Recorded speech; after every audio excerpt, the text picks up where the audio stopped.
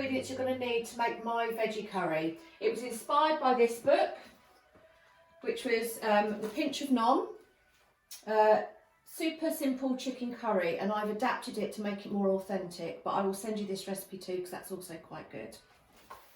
So we have here, there's a hot curry powder and a mild curry powder. You can choose which one you want. Black mustard seeds, nigella seeds, turmeric, and then there's this, it's called chicken masala. If you can't get that in the shops, you can use normal garam masala. Coriander, onion,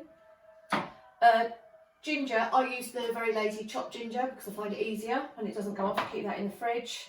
A normal chilli and a Scotch bonnet chilli, and some garlic cloves. Okay, so we'll start by chopping the onion.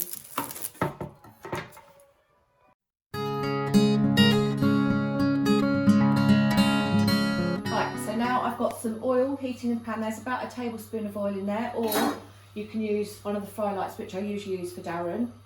So pop the onions in. And we're just going to just soften those until they're translucent. Just really slowly, don't want any colour on them really. Definitely don't want them to burn. And then I'm going to chop the chillies and the ginger, and then I'll show you what I do with the garlic. Okay, so you can see the onions are nicely softened now, and to that we're going to add the chillies. And then the ginger, if you can see, it comes in little strands like this, and I've just chopped it up. That's about a thumb-sized piece, so we're going to pop that in as well. And then garlic, I just use one of these, and I just grate that in. It's easier than using a garlic crusher, and I just find it blends, it doesn't burn so much if you do it like that. So that's one. 2 cloves of garlic. I've got a feeling you don't like garlic, but I do think that you need it in this. You can't really taste it, just adds to the flavour. So that's that. Just get all that off. And then while that is gently cooking, again, we don't want any colour on it really, because if any of this burns, you have to start from scratch. So just give that, so keep on a really low heat. And then we'll come over here because I'll show you what I do with the dry ingredients. So because I never normally measure anything, I'm going to today. So I'm using the hot curry powder for Darren, and I'm going to use 2 tablespoons, and I'm going to pop it in here. And what I often do is make extra and then use what I need, and then I've got a little pot here that I put the extra bits in so I don't waste any. So there's that. With the nigella seeds, also the mustard seeds, just a couple of shakes. Same with the nigella seeds, a couple of shakes. The turmeric, I'm going to use half a teaspoon.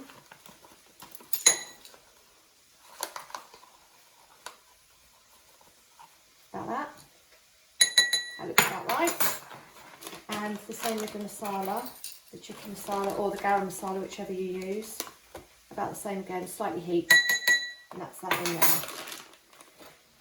Once these dry ingredients are sort of mixed together, give those a little mix.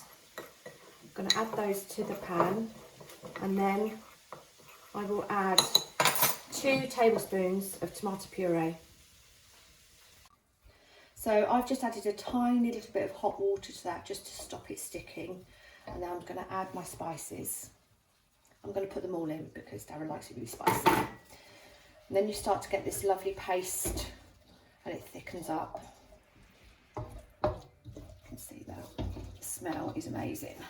So that's that. And then to that, I'm going to add about 2 tablespoons of tomato puree. That's about right. And what I also do whenever I'm cooking with tomatoes, whether it's tin tomatoes, tomato puree or fresh tomatoes, always a little bit of sugar, or in this case canderel because it's low fat. So we give that a little mix. And at this point also, you can see it goes to a lovely curry paste. I'm going to add a little bit of salt and pepper as well. So, good amount of salt. and a good grind of black pepper.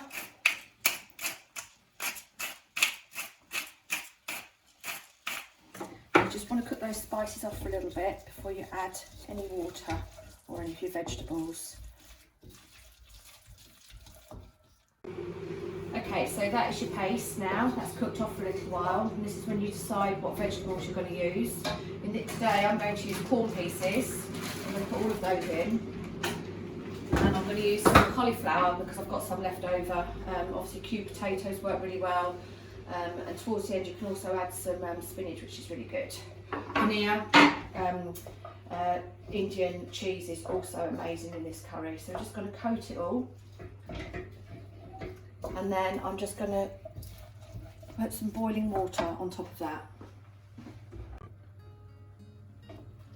So you want that to come about halfway up the pan. I always use a wok because I just find it works better. You can use a frying pan, or I wouldn't use a saucepan though because it would probably stick.